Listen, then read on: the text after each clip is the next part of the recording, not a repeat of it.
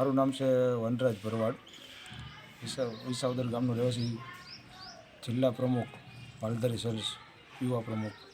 હવે કાલે તમે ટીડીઓને પછી એક અરજી આપેલી છે ઉપવાસ આંદોલનની, શા કારણે આપેલી છે? હવે એમાં એવું છે કે 2008થી અમારું ગૌચર બાબતની લડત ચાલુ છે અને હાલ આજ દિન સુધી કોઈ પણ જવાબ નથી આવેલો. અને અધિકારી એવું કહે છે કે ભાઈ લેટ ગેબિંગ દાખલ કરશું. અમે 7 જણાના નામ અમે કર્યા હતા, નામ મોકલ્યા હતા અને એને કીધું હતું કે ભાઈ કાંઈ વાંધો નહીં, અમે આ ઉપર લેટ ગેબિંગ કરશું. આજ દિન સુધી કોઈ ઉપર કાર્યવાહી થઈ નથી ભૂમાફિયાઓ દ્વારા.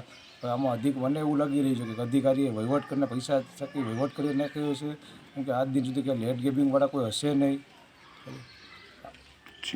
અત્યારે તમે જે ગૌચરનું કહો છો, અત્યારે ત્યાં ગૌચરની શું પરિસ્થિતિ છે? હવે અત્યારે હાલ એવું છે, અમે મીડિયા દ્વારા ગયેલા છીએ, પછી ત્યાં અત્યારે વાસ્તવિકતા બધું પેક જ છે.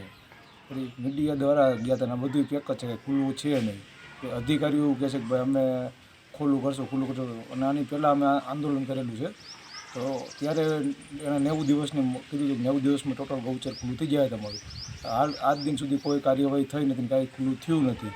એટલે પાછું અમારી માંગ સંતોષ થશે નહીં. હવે અમે ખાલી એ રીતે પાછા અમે આંદોલન પર બેસવાના છીએ. કઈ તારીખે તમે આંદોલન ઉપર બેસો? હવે જો અમારું 2-3-2026 સુધીમાં જો ખુલ્લું નહીં થાય તો અમે 2-3થી આંદોલન ઉપર બેસવાના છીએ માલધારીઓ. પછી લેટ ગેબિંગનો દાખલ થાય ત્યાં સુધી ઊભું થવાનું થતું નથી.